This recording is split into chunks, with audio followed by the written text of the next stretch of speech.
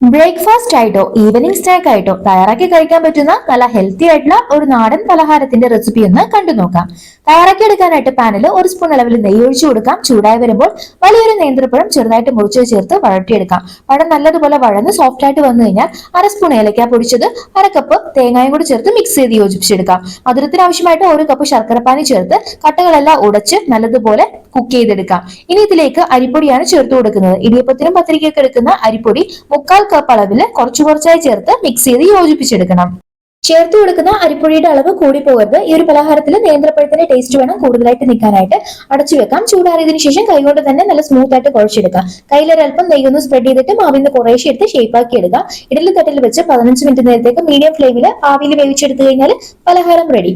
നല്ല ടേസ്റ്റ് ആണ് ഇത് കഴിക്കാനായിട്ട്. ഒരിക്കലെങ്കിലും കുട്ടികൾക്ക് തയ്യാറാക്കി കൊടുത്തു നോക്കുക. ഇന്നത്തെ വീഡിയോ ഇഷ്ടമായ ലൈക്ക് ചെയ്യാനും നമ്മുടെ ചാനൽ കൂടി ഒന്ന് സബ്സ്ക്രൈബ് ചെയ്യാനും മറന്നു പോയേക്കരുതേ.